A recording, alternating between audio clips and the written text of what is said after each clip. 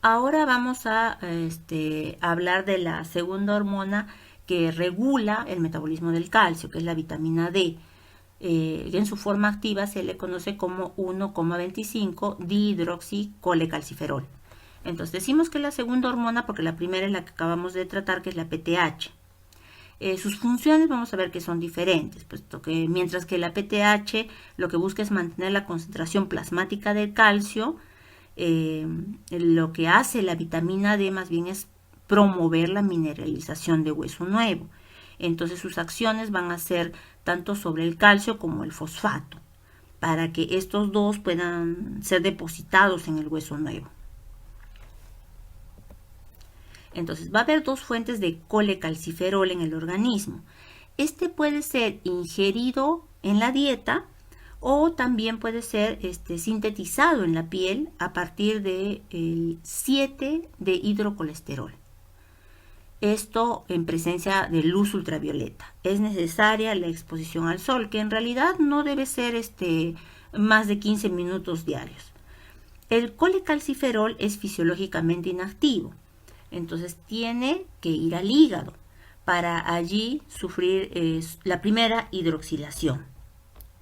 Esta primera hidroxilación se va a producir en el retículo endoplasmático y va a requerir de NADPH, oxígeno y magnesio, pero no del citocromo P450. Se va a transformar en 25-hidroxicolecalciferol. Este se va a unir a una alfa-globulina en el plasma y va a ir por circulación. Va a ir hacia el riñón, donde va a ser sometido a otra hidroxilación. Esta hidroxilación puede ser en la posición C1, produciendo la hormona fisiológicamente activa, que es la 1,25 dihidroxicolecalciferol, o también puede ser hidroxilado en la posición C24, que lo que daría más bien sería a la 24,25 dihidroxicolecalciferol, que viene a ser la vitamina pero inactiva. La hidroxilación en C1 va a estar catalizada por una enzima muy importante, que es la 1-alfa hidroxilasa. Y como estamos viendo aquí en la flecha roja, esta enzima que va a llevar a formar la vitamina D activa va a estar regulada por tres factores. Uno va a ser la disminución de la concentración plasmática de calcio, el segundo va a ser el aumento en la concentración circulante de PTH y el tercero la disminución de la concentración plasmática de fosfato.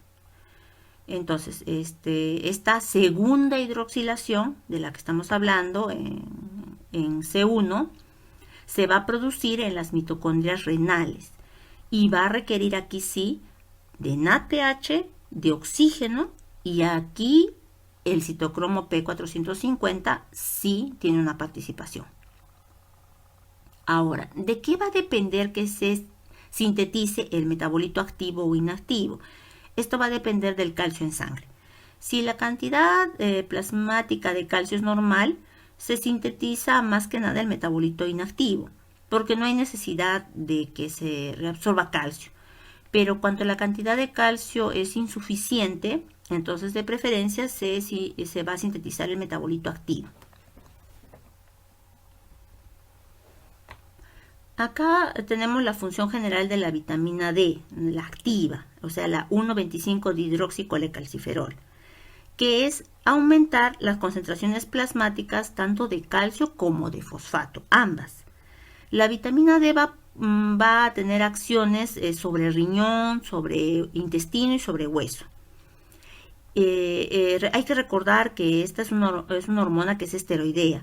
Entonces, va a requerir su mecanismo de acción, la estimulación de transcripción genética. Entonces, a nivel de intestino, el 1,25 dihidroxicolecalciferol va a actuar principalmente aumentando la absorción de calcio y de fosfato.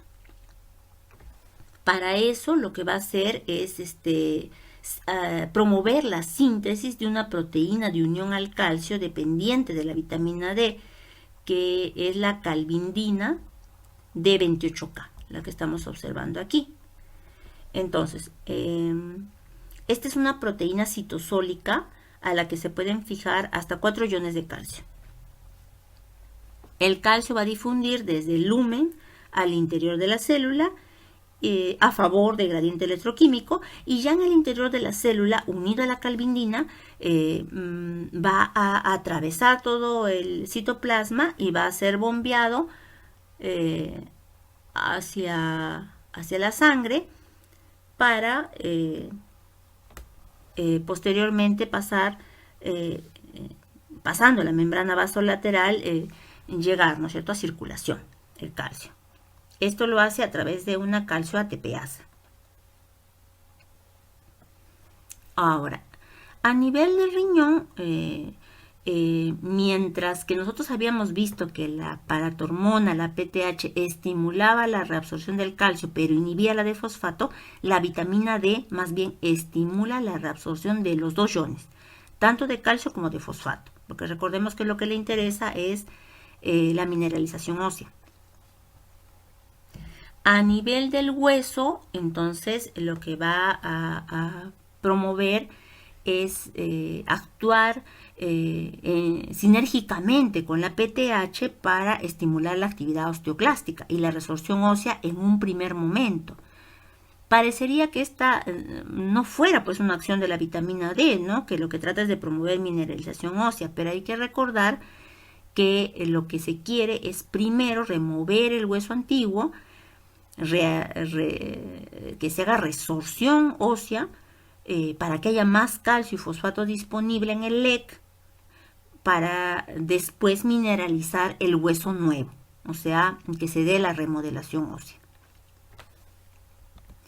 En cuanto a la fisiopatología de la vitamina D, lo que vamos a tener es que en los niños la deficiencia de vitamina D va a producir raquitismo, que es una afección en la que hay cantidades insuficientes de calcio y fosfato para mineralizar los huesos que están en crecimiento.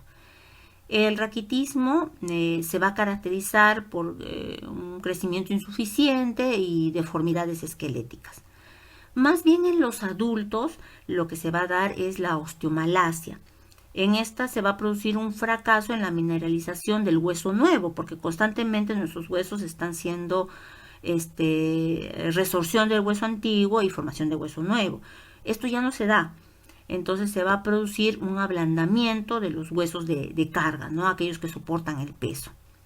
Hay también la resistencia a la vitamina D, que puede ser causada por la ausencia congénita de la 1-alfa-hidroxilasa, pero es más frecuente que haya insuficiencia renal crónica y que esto esté originando otra de las fisiopatologías que tienen que ver con la vitamina D. Acá estamos observando primero unas microfotografías que están comparando la unión aquí costocondral, o sea, de la parte ósea y de la parte cartilaginosa, cómo la parte cartilaginosa se va poco a poco transformando en hueso, y esta pertenece a un niño sano, mientras que la otra es a un niño con raquitismo. Observamos que hay diferencia, ¿no?, porque se ve esta imagen más desordenada, con falta de mineralización. Estas partes que están más claras indican que no hay el depósito de calcio y de fosfato. Y bueno, estamos observando también a este niño que tiene pues un arqueamiento de los miembros inferiores, y eso generalmente sucede cuando los niños comienzan ya a pararse y cargan el peso de su cuerpo en los miembros inferiores. Como tienen una deficiencia de mineralización, estos huesos no van a ser duros, sino van a ser blandos y se van a curvar con el peso del niño. Ahora vamos a tratar la última hormona que está involucrada en el metabolismo del calcio, que es la calcitonina. Esta calcitonina va a ser secretada por las células parafoliculares o células C, las que están marcadas aquí. Esto es la glándula tiroides. Entonces son parafoliculares porque, como vamos a ver después cuando hagamos glándula tiroides, Estos van a ser los folículos tiroideos, todo esto, ¿no? Folículo tiroideo. Y entre folículo y folículo tiroideo está la célula C o parafolicular. Estas células C tienen su origen en la cresta neural. Y como hemos dicho, van a producir la calcitonina. Ahora, la calcitonina es un péptido. El gen de la calcitonina va a dirigir la síntesis de preprocalcitonina y un péptido señal, que se va a escindir, como en todas las hormonas peptídicas, para producir la procalcitonina, una prohormona. Luego se eliminan otras secuencias peptídicas y la hormona final, la calcitonina, se almacena en unos glánulos secretores para posteriormente ser liberada. Su liberación va a estar regulada por los niveles de calcio, que van a ser captados por un receptor de calcio en las células parafoliculares. Sus acciones, como hemos dicho, van a ser acciones que antagonizan a las de la PTH. Entonces, el principal estímulo para la secreción de la calcitonina es el aumento de la concentración plasmática de calcio. Los aumentos de calcio plasmático por arriba de 9 miligramos por decilitro estimulan su liberación. Entonces va a tener un tiempo de vida media corto, de alrededor de 5 minutos. Luego es metabolizada y eliminada por el riñón. Su función biológica principal es disminuir entonces las concentraciones plasmáticas de calcio y fosfato, sobre todo disminuyendo la resorción ósea. Sus dos órganos blancos son el hueso y el riñón, como estamos viendo acá, hueso y riñón. Y lo que va a hacer a nivel de los riñones es que va a inhibir la reabsorción de calcio y fosfato. Entonces el resultado final va a ser que se excreten ambos, tanto la excreción de calcio como la excreción de fosfato. Y en el caso del hueso, lo que va a hacer fundamentalmente la calcitonina es actuar sobre los osteoclastos. Los inhibe en forma rápida, directa, inhibe su motilidad, evita su diferenciación, induce la pérdida de su borde criboso, el que da hacia la laguna de Howship, inhibe que se activen, reduce su número a largo plazo, o sea, inhibe estas células, impidiendo todas las etapas de la resorción ósea. Hace esto para evitar que se libere el calcio y el fosfato del hueso hacia la sangre. Entonces el nivel de calcio pues se va a reducir, ¿no? Los efectos celulares de la calcitonina van a estar mediados por receptores acoplados a proteína GS. Se unen al receptor, la calcitonina, estimula la dinatociclasa, incrementa el AMP cíclico, activa a la proteinquinasa A y luego la fosfolipasa C. Ahora, la calcitonina no es esencial para la regulación del calcio como sí lo es la PTH. O sea, esto se sabe porque no hay ninguna secuela conocida de su carencia o de su exceso. Ni la extirpación de la glándula tiroidea junto con las células parafoliculares, cuando se realiza, por ejemplo, la tiroidectomía, o cuando se da, por ejemplo, un carcinoma de células medulares, secretor de calcitonina, ninguna de estas situaciones modifica de manera significativa el equilibrio cálcico.